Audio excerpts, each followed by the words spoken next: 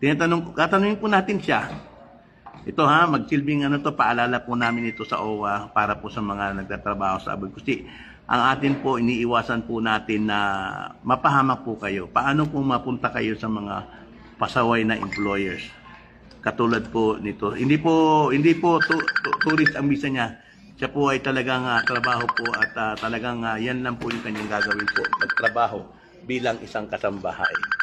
Okay? So ngayon po, ano ba naman ito? Okay, dali lang. Okay. So, tingnan po ninyo si ate. Ate, lapit ka ng konti sa akin. Trabaho niya sa bahay. Ano sa tingin niyo po ang pwedeng mangyari sa kanya? Oh, ayan. Tingnan niyo po. At ate, taga saan ka? Jensen po. Taga Jensen. Ilang taong ka na? 25. 25. First time mo mag-abroad? First time.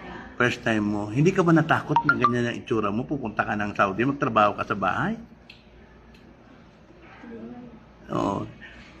Ilang buwan ka lang sa amo mo? 2 months and 18 days. 2 months and 18 days. Tapos pinauwi ka na ng amo mo. Lagi kang inaaway. Na testelo siguro yung amo mo siguro sa iyo. Ano ang mga experiences mo doon? Buti wala pa nangyayari sa iyo. Pero meron ka na ba nararamdaman? Oo, yung kasi yung tatay lapit ng lapit, tapos pumupunta sa kusina kahit lumalabas ako, sumusunod din naman. Tapos yung sabi niya, punta tayo magpalaro ng bata. Pagdating doon sa palaruan, yung mga bata, may bumabantay pala. Tapos ako, dinadala niya ako, sabi niya, balik ka, punta tayo doon. Gano'n. Di pala ako magbabantay ng bata, sinasabay niya ako kung saan siya. Oo, nakita mo? Ate, tayo ka nga ate. Tayo ka nga ate, tayo ka.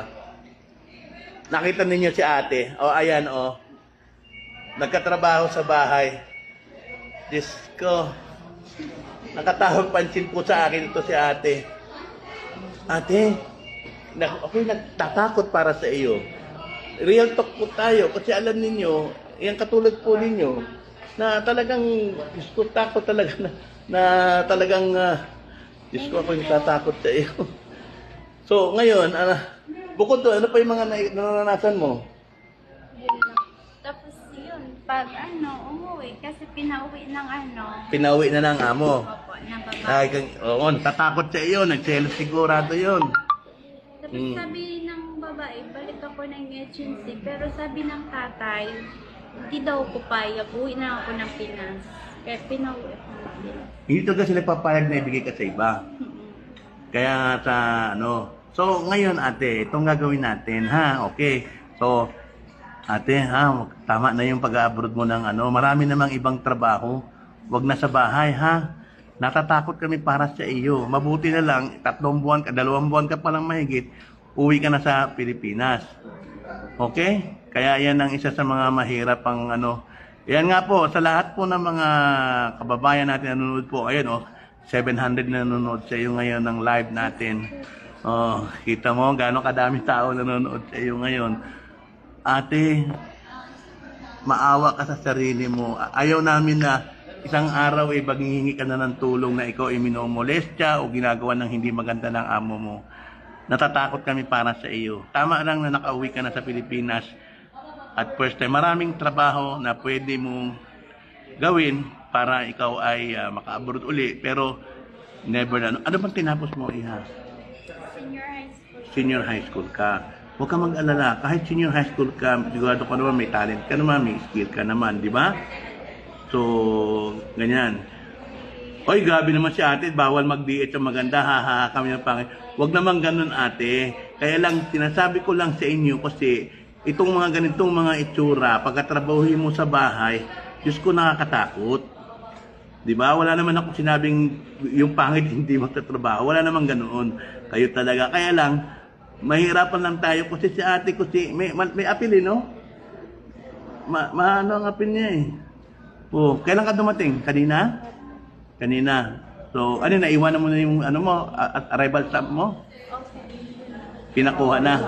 Papanin ng So, ayan lang. So, ayan po. So, sa mga kababayan ko, ayan, 700 na yung nanonood sa live sa iyo.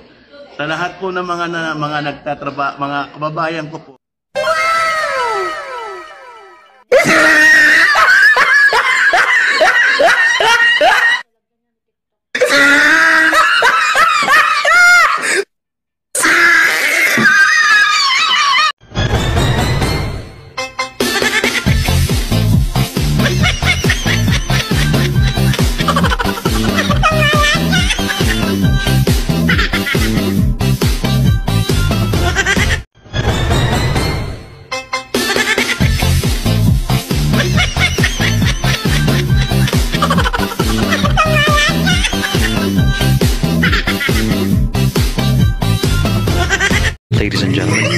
landed at the Ninoy Aquino International Airport.